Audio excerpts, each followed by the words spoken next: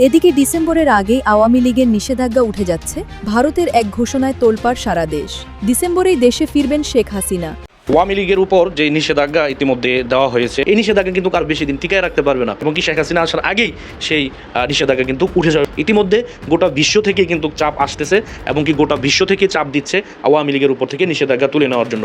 অবশেষে ভারত সরকার মুখ খুলেছে শেখ হাসিনার এই বক্তব্য এবং শেখ হাসিনার ফেরা বিষয়ে। ভারত সরকার যখন মুখ খুললো তখন এটা কিন্তু খুবই গুরুত্বপূর্ণ একটা ব্যাপার যে তারা কি বলতে চাইল। নিরাপত্তা উপদেষ্টা অজিত দোভালকে তিনি কনভিন্স করেছেন যে তিনি ফিরবেন এবং তার ফেরাটা যেন নিরাপদ হয় সেটা নিয়ে এখন ভারত ভাবছে। প্রেম করতে থাকেন জনাব তারেক রহমান, আপনি ক্ষমতায় বসছেন, রাষ্ট্র পরিচালনা করার মতো বিচক্ষণতা, যোগ্যতা, মেধা, প্রজ্ঞা কোনোটাই আপনার মাঝে নাই। আপনি পারবেন না, আপনি ব্যর্থ এবং আপনার পতন সুনিশ্চিত, এবং সেটা আগামী 6 মাসের মধ্যে বাংলাদেশের মানুষ দেখবে। আওয়ামী লীগ ক্ষমতায় ফিরলে কি ঘটবে? ইতিহাসের পাতা উল্টালে দেখা যায় বিচার কিন্তু কাউকে ছাড়ে না। 1975 সালে বঙ্গবন্ধুকে সপরিবারে হত্যার পর খুনিরা ভেবেছিল তারা পার পেয়ে গেছে, কিন্তু দীর্ঘ 21 বছর পর হলেও আওয়ামী লীগ ক্ষমতায় এসে সেই খুনিদের বিচার নিশ্চিত করেছিল। তাহলে এবার কি হতে যাচ্ছে? দর্শক, নতুন একটা নিউজ আপনাকে স্বাগতম।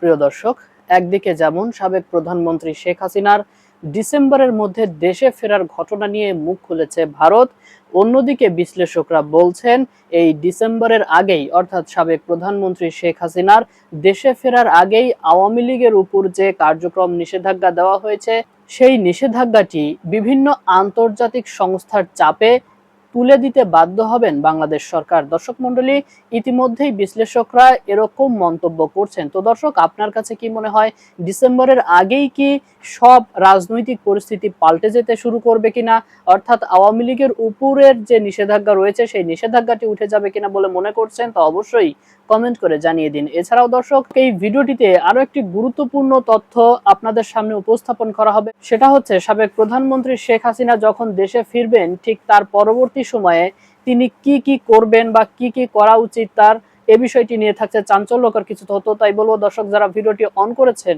না টেনে সম্পূর্ণ নিউজটি মনোযোগ সহকারে দেখতে থাকুন।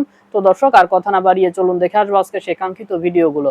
তবে তার আগে বলবো, যারা প্রতিনিয়ত আপডেট খবর দেখতে চান তাহলে অবশ্যই আমাদের চ্যানেলটি সাবস্ক্রাইব করে পাশে থাকা বেল আইকনটি ক্লিক করে দিন। আর যারা ইতিমধ্যেই চ্যানেলটি সাবস্ক্রাইব করে রেখেছেন তাদেরকে অসংখ্য ধন্যবাদ। তো চলুন দর্শক, ভিডিওটিতে একটি লাইক দিয়ে আমরা ধারাবাহিকভাবে সবগুলো ভিডিওর আলোচনা দেখে আসি। তো অবশেষে ভারত সরকার মুখ খুলেছে শেখ হাসিনার এই বক্তব্য এবং শেখ হাসিনার ফেরা বিষয়ে। ভারত সরকার যখন মুখ খুললো তখন এটা কিন্তু খুবই গুরুত্বপূর্ণ একটা ব্যাপার যে তারা কি বলতে চাইল, কি বললেন তিনি, পাশাপাশি ভারতীয় সাংবাদিকরা কি বলছেন শেখ হাসিনার ফেরা না ফেরা নিয়ে। কলকাতার সিনিয়র সাংবাদিক সুবীর ভৌমিক সাম্প্রতিক সময়ে গতকালকেই আমরা দেখেছি একটি অনলাইন গণমাধ্যমে তিনি একটা দীর্ঘ সাক্ষাৎকার দিয়েছেন এবং সেখানে তিনি দাবি করেছেন যে অজিত দোভাল, ভারতের নিরাপত্তা উপদেষ্টা সহ নিরাপত্তা সেক্টরের যত ঊর্ধ্বতন কর্মকর্তা রয়েছে তাদের অনেকের সঙ্গে কথা তিনি বলেছেন এবং ভেতরের অনেক তথ্য তিনি জানেন। ইন্ডিপেন্ডেন্ট টেলিভিশনের এই শিরোনামটা দেখে নিন। সেখানে বলা হচ্ছে, শেখ হাসিনার ফেরার বিষয়ে যে প্রতিক্রিয়া দিল ভারত। ক্ষমতাচ্যুত প্রধানমন্ত্রী শেখ হাসিনার দেশে ফেরার পরিকল্পনার বিষয়ে অবশেষে প্রতিক্রিয়া জানিয়েছে ভারত। দেশটির পররাষ্ট্র মন্ত্রণালয়ের মুখপাত্র রণধীর জয়সওয়াল সাংবাদিকদের বলেছেন, এই ব্যাপারে অর্থাৎ শেখ হাসিনার ব্যাপারে ভারতের অবস্থান এতটুকু নড়চড় হয়নি। ভারতের অবস্থান আগে যা ছিল এখনো তাই আছে। এই ব্যাপারে সাংবাদিক সুবীর ভৌমিক, কলকাতার সিনিয়র সাংবাদিক সুবীর ভৌমিক একটি অনলাইন প্ল্যাটফর্মে সাক্ষাৎকারে এই ব্যাপারে দীর্ঘ কথা বলেছেন এবং তিনি বলেছেন যে ভারতের নিরাপত্তা উপদেষ্টা অজিত দোভাল বাংলার পার্শ্ববর্তী দেশের সঙ্গে ভূ রাজনৈতিক সম্পর্ক কি হবে এগুলো মূলত মেনটেন করেন অজিত দোভাল। এটা জয়শঙ্কর, পররাষ্ট্র মন্ত্রী জয়শঙ্কর দেখভাল করেন না, অজিত দোভাল দেখভাল করেন। এবং অজিত দোভাল পাকিস্তানের ব্যাপারটাও যেমন দেখভাল করেন, বাংলাদেশের ব্যাপারটাও দেখভাল করেন, চীনের ব্যাপারটাও দেখভাল করেন। অজিত দোভালের সঙ্গে তার কথা হয়েছে, সুবীর ভৌমিক এটা দাবি করছেন। এবং তার অজিত দোভালের আন্ডারে যে সর্বোচ্চ পর্যায়ের অফিসাররা রয়েছে 2, 3, 4 এই ক্যাটাগরির অফিসারদের সঙ্গে তার কথা হয়েছে, তিনি দাবি করেছেন। দাবি করে তিনি বলেছেন যে শেখ হাসিনার যে ফেরার সিদ্ধান্ত, এটা ভারত চাইছে বলে শেখ হাসিনা সিদ্ধান্ত নিয়েছেন, ব্যাপারটা এমন না। শেখ হাসিনা নিজেই সিদ্ধান্ত নিয়েছেন এবং তার সিদ্ধান্তে ভারত বরং আশ্চর্য হয়েছে। নিরাপত্তা কর্মকর্তা, ঊর্ধ্বতন নিরাপত্তা কর্মকর্তাদের একাধিকজন সুবীর ভৌমিককে বলেছেন যে তারা বহেনজি বলে সম্বোধন করে শেখ হাসিনাকে। বহেনজি যে ফেরত যাওয়ার ঘোষণা দিয়েছে, এটা তো একটা মারাত্মক ব্যাপার, একটা তো ম্যাসাকার হতে পারে। এবং সেই ক্ষেত্রে পাকিস্তানের প্রসঙ্গ এসেছে, বেনজির ভুট্টো সেই প্রসঙ্গ এসেছে।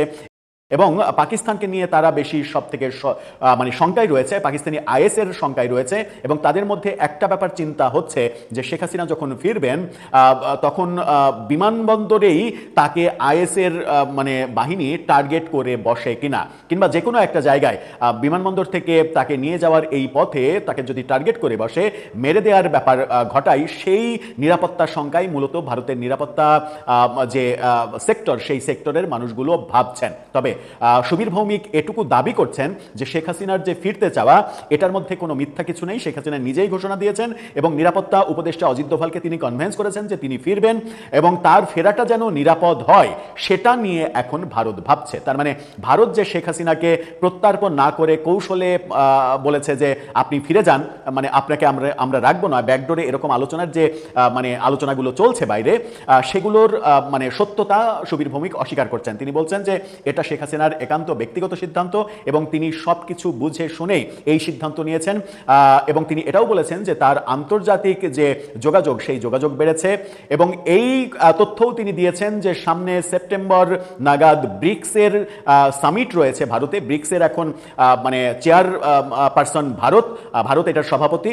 ভারতে ব্রিক্সের যখন সম্মেলন হবে তখন রাশিয়া, চীন সহ একাধিক শক্তিশালী দেশকে ভারত এই ব্যাপারে কনভিন্স করে ওই সময়টা যেন পাওয়া যায়। এই কারণেই শেখ হাসিনা ডিসেম্বরটা বেছে নিয়েছেন। সুবীর ভৌমিকের এই বক্তব্যগুলো সত্য কি মিথ্যা সেটা সময়ই হয়তো বলে দেবে, কিন্তু এখন পর্যন্ত যে বক্তব্য ভারতের অবস্থানে এতটুকু নড়চড় হচ্ছে না। আবার শেখ হাসিনার ফিরে আসার যে সিদ্ধান্ত সেটা তার একক ব্যক্তিগত ইচ্ছা। এই যে তথ্য আমরা পাচ্ছি এই তথ্যে আমরা কতটা আস্থা রাখতে পারি? আওয়ামী লীগের উপর যে নিষেধাজ্ঞা ইতিমধ্যে দেওয়া হয়েছে, ডক্টর ইউনূস এসেই কিন্তু আওয়ামী লীগের কার্যক্রম নিষিদ্ধ করেছে। তারপর এটি সংসদের মাধ্যমে আবারও দ্বিতীয় দফা এটি করা হয়েছে।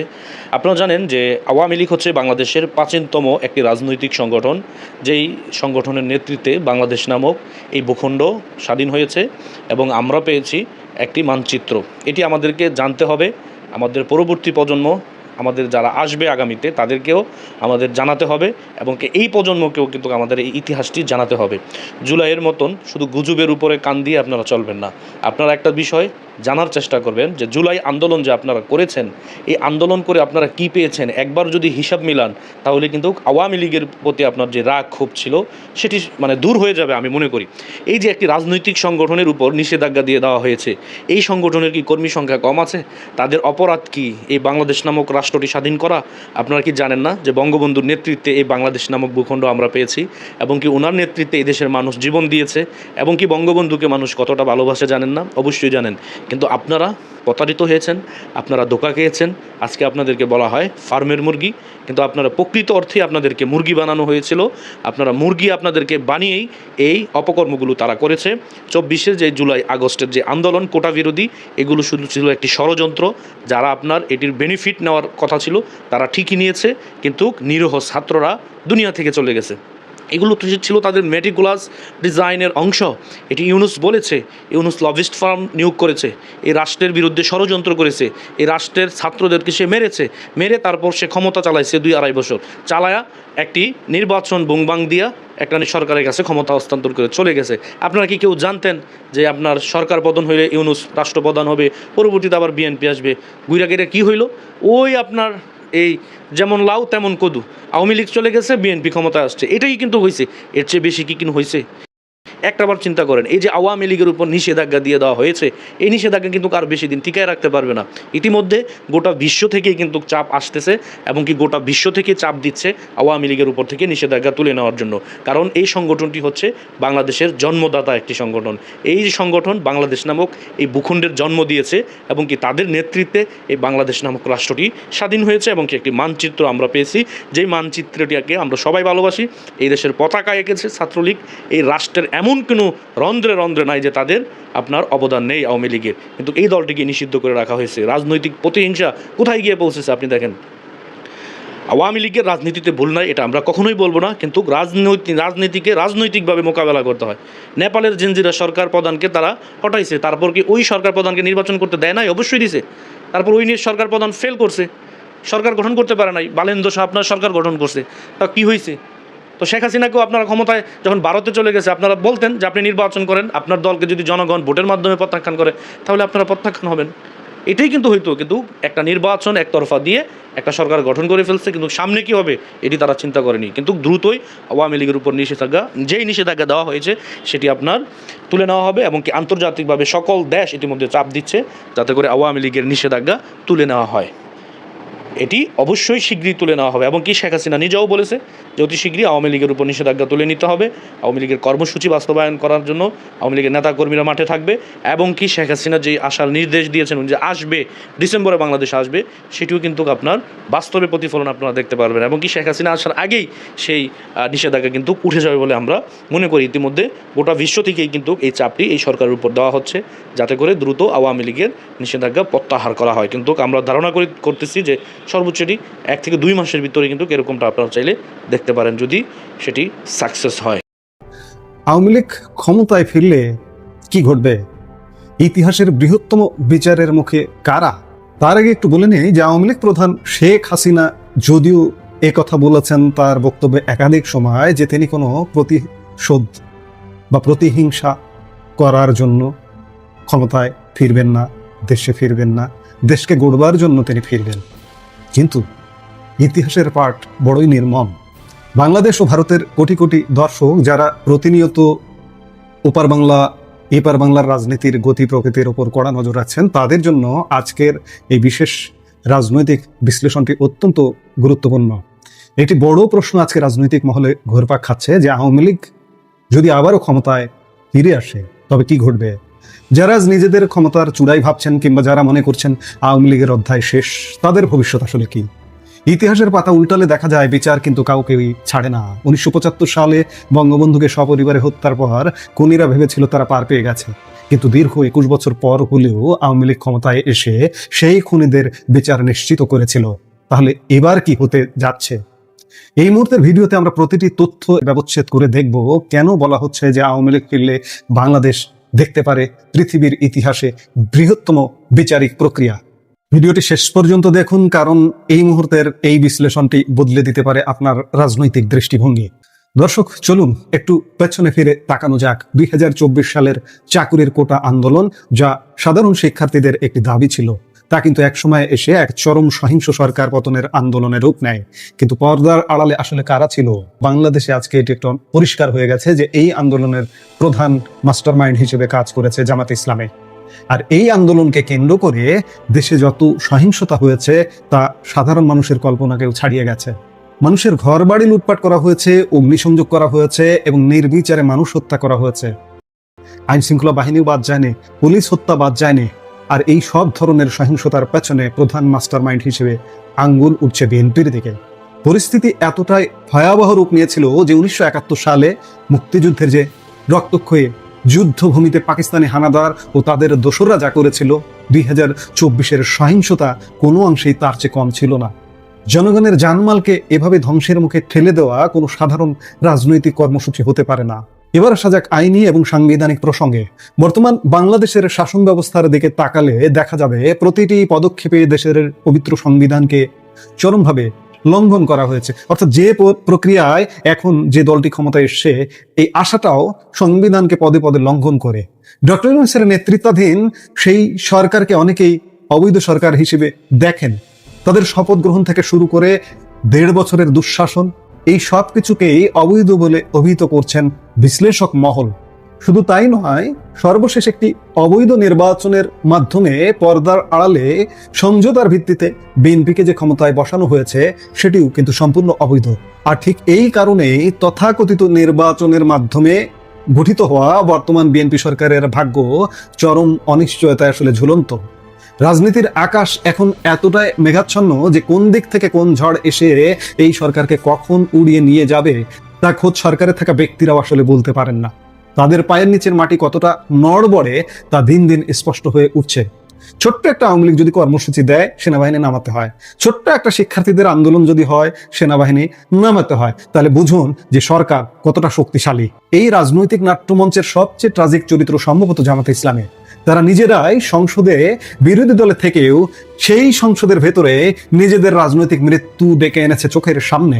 কিভাবে? সংশোধিত জামুকা বা জাতীয় মুক্তিযোদ্ধা কাউন্সিল আইনে স্পষ্ট উল্লেখ করা হয়েছে 1971 সালে নিজামে ইসলাম এবং মুসলিম লীগের সাথে জামাতে ইসলাম সরাসরি পাকিস্তান দখলদার বাহিনীর সহযোগী বা কোলাবোরেটর হিসেবে যুক্ত ছিল। এর অর্থ অত্যন্ত পরিষ্কার, আইনিভাবে জামাতে ইসলামী ভবিষ্যতে আর কখনোই বাংলাদেশে আসলে রাজনীতি করতে পারবে না। শুধু তাই নয়, 1971 সালের মানবতা বিরোধী অপরাধের বিচারের পাশাপাশি 2024 সালের সহিংসতায় তাদের যে মানবতা বিরোধী অপরাধ তারও নতুন করে বিচার হবে। আর এই আইনি ফাঁসে শুধু জামায়াত নয়, বিএনপি এবং বৈষম্য বিরোধী ছাত্র আন্দোলন থেকে পরবর্তীতে গড়ে ওঠা এনসিপি, মানে যেটি জাতীয় নাগরিক পার্টি নামে পরিচিত, তারাও মানবতা বিরোধী অপরাধ ও রাষ্ট্রদ্রোহের অভিযোগে অভিযুক্ত হতে পারে। এমনকি তথাকথিত সুশীল নামের যে বুদ্ধিজীবী শ্রেণীটি 2024-এর সরকার পতনের ষড়যন্ত্রের সাথে জড়িত ছিল, আপনারা ভিডিও ফুটেজ থেকে শুরু করে সবকিছু এখন প্রকাশ্যে দেখতেই পারছেন। কদিন আগে এই যে প্রথম আলোর সম্পাদক মতিউর রহমান ডাইরেক্ট ডয়েচে ভেলের সাথে সাক্ষাৎকারে বললেন যে তারা সরকার পতনের সাথে জড়িত ছিল। একজন মতিউর রহমানের কথা বললাম, এমন বহু বহু বহু মানুষ সরকার পতনের সাথে জড়িত ছিল এবং সরকারের সাথে পরবর্তীতে যুক্ত ছিল, ইউনূস সরকারের সাথে যুক্ত হয়ে নানা রকম রাষ্ট্রদ্রোহিতামূলক কর্মকাণ্ড করেছেন। তাদেরও কিন্তু রক্ষা নাই। আজকের বাংলাদেশে আমরা কি দেখছি? তথাকথিত মানবতা বিরোধী অপরাধের নামে আওয়ামী লীগ নেতাদের ওপর একটি প্রহসনের বিচার চালানো হচ্ছে, কিন্তু বাস্তব সত্যটা কি? আওয়ামী লীগ যখন সরকারের দায়িত্বে ছিল তখন জনগণের জানমালের নিরাপত্তা দেওয়া ছিল তাদের সাংবিধানিক দায়িত্ব। সেই জানমালের নিরাপত্তা দিতে গিয়ে আইন শৃঙ্খলা রক্ষাকারী বাহিনী রাষ্ট্রীয় ক্ষমতা বলে কতটুকু বল প্রয়োগ করেছে তার জন্য তো কোনো বৈধ সরকারের বিচার হতে পারে না। তাহলে বিচার কার হবে? যারা রাষ্ট্রীয় সম্পদ ধ্বংস করেছে, যারা দেশের গর্ব মেট্রো রেল পুড়িয়েছে, যারা বিটিভি ভবন ও সেতু ভবন পুড়িয়ে সারখার করে দিয়েছে এবং প্রকাশ্য দিবালোকে রাষ্ট্রের আইন শৃঙ্খলা বাহিনী পুলিশ হত্যা করেছে, তারা কি পার পেয়ে যাবে? এত সহজ? দর্শক, বিচার কিন্তু সবসময় অপরাধীকে তাড়া করে ফেরে। মনে রাখবেন, 1975 সালের পর 21 বছর লেগেছিল কিন্তু বিচার হয়েছিল। তখন খুনিদের সংখ্যা ছিল সীমিত, কিন্তু এবার যদি আওয়ামী লীগ ফিরে আসে তবে ভাঙচুর, অগ্নিসংযোগ, সংবিধান লঙ্ঘন এবং রাষ্ট্রদ্রোহের সাথে জড়িতদের সংখ্যা এত বেশি যে তা হতে পারে পৃথিবীর ইতিহাসের বৃহত্তম বিচারিক ব্যবস্থা। আর ঠিক এই ভয় এবং শঙ্কা থেকেই বিএনপি, জামাত এবং এনসিপি কখনোই চাইবে না যে আওয়ামী লীগ পুনরায় ফিরে আসুক। কিন্তু ইতিহাসের চাকা আটকে রাখা যায় না, আওয়ামী লীগ ফিরবেই। কেন ফিরবে? কারণ আওয়ামী লীগকে রাজনীতি থেকে দূরে রাখা কিংবা না ফেরার তখনই সম্ভবত যদি বর্তমানের এই তিন দল বিএনপি, জামাত ও এনসিপি দেশের শাসনভার হাতে নিয়ে আওয়ামী লীগ সরকারের আমলের চেয়ে ভালো দরকার ছিল না, ভালো না হলেও অন্তত তার সমতুল্য বা ছিটে ফোটা সুশাসন ও উন্নয়ন নিশ্চিত করতে পারত, তাহলে হয়তো আওয়ামী লীগ ফেরা আরো ডিলে হতো। কিন্তু আজ বাংলাদেশের মানুষ কি দেখছে, বাংলাদেশে কি হচ্ছে তা তো সাধারণ মানুষ নিজের চোখে দেখতে পাচ্ছে। চারিদিকে হাহাকার, বিশৃঙ্খলা আর অর্থনৈতিক অনিশ্চয়তা। অতএব রাজনৈতিক সমীকরণ বলছে উপায় নেই গোলাম হোসেন, বাংলাদেশ বিরোধী শক্তির বিপর্যয় এখন সময়ের ব্যাপার মাত্র এবং তাদের বিপদ নিশ্চিত। দর্শক, এই যে এতক্ষণ যে কথাগুলো বললাম, আমার কথার সাথে আপনারা কি একমত হবেন নাকি কেউ দ্বিমত পোষণ করবেন? একমত, দ্বিমত পোষণ করবার অধিকার আপনার আছে। ভিন্ন মতকেও আমরা অবশ্যই শ্রদ্ধার চোখে দেখি। আপনার কি মনে হয় আওয়ামী লীগ ফিরে এলে বাংলাদেশের রাজনৈতিক প্রেক্ষাপট কেমন হবে? কমেন্ট সেকশনে আপনার মূল্যবান মতামত জানান। দর্শক, আমি আশা করছি সবগুলো ভিডিওই আপনি মনোযোগ সহকারে দেখেছেন। সেই সাথে দর্শক, এই ভিডিওগুলো সম্পর্কিত যদি কোনো তথ্য বা মতামত থাকে তাহলে তো অবশ্যই কমেন্ট করে জানিয়ে দিন। এতক্ষণ সাথে থাকার জন্য ধন্যবাদ। নিউজটি শেষ করছে এখানেই, ফিরছে আগামী ভিডিওতে নতুন কোনো টপিক নিয়ে। আল্লাহ হাফেজ।